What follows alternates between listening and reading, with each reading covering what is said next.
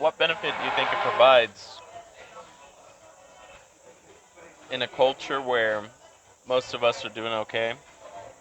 We're far above the global poverty line, possibly in like the 1 percentile of like Oh yeah. being wealthy and stuff. Would you say that there's a benefit that that provides to understanding reality, or do you think it does more harm than good? Hmm.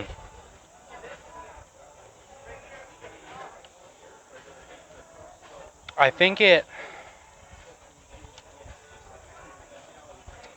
I think there are definitely benefits that it provides. For instance, you have the time and the comfort to really just waste time trying to understand and Hmm. think deep thoughts and like yeah, like just learn, and you're not so caught up in just the day to day trying to survive that you have a ton of free time, which, Hmm. if used wisely, can be very good. Like to, I don't want to use this example because it makes me seem really selfish, but I'll use it anyway for funniness. Hmm. Like myself, I have the freedom to just go around and fundraise and ask people for money so that I can go work for no pay over to help better other people's lives.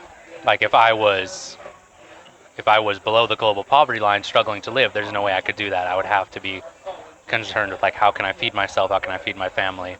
Yeah. Um, and so I think with great abundance is the potential for great generosity. With great abundance is the potential for great advancement to kind of like the rising tide raises all ships sort of deal. Hmm. I think that is, I don't know if we want to get off down the rabbit trail of the pros and cons of capitalism, but Oh. I think that's one thing that capitalism in its best form does well is, yes, it tends to create a like 1% that is much, much more wealthy than the rest of the culture, Hmm. but that 1% is able to, again, when used properly, raise everybody such like a homeless person in the United States is much better off than a homeless person in the developing world Yeah. in a lot of ways. You can get into fishy territory when you start comparing urban poor versus rural poor, because those are two very different things. Yeah. Um, but in general, I think when you have so spread that out to a countrywide scale, when you have a country that's super affluent and doesn't have to worry about maintaining that affluence as much as just stewarding its influence, that can help. But I think having that security does tend to lead to pride, having a lot of time for thoughts and introspection. If you look too far into yourself, you will collapse in on yourself. And I think that the more insulated you are from reality, you have to make the conscious effort to go and seek out reality. It doesn't come to your doorstep. And if you don't do that, it can take you to a bad place. Gotcha.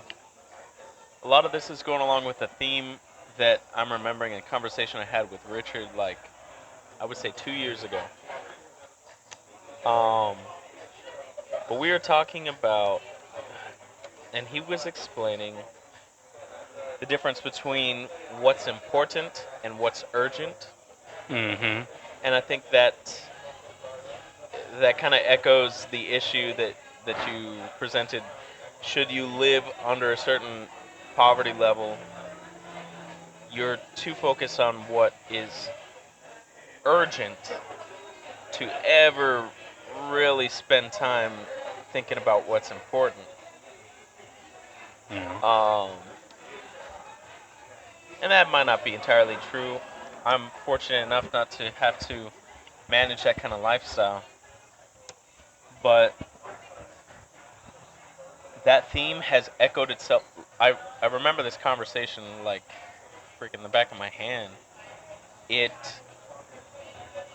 it is so weird how often this comes up that what is urgent is keeping you from what's important.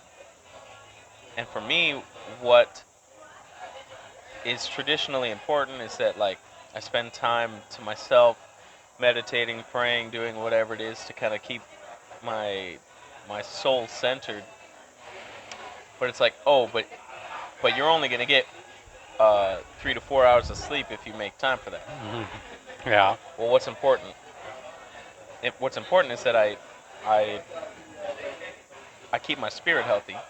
But what's urgent is that I will survive the next workday.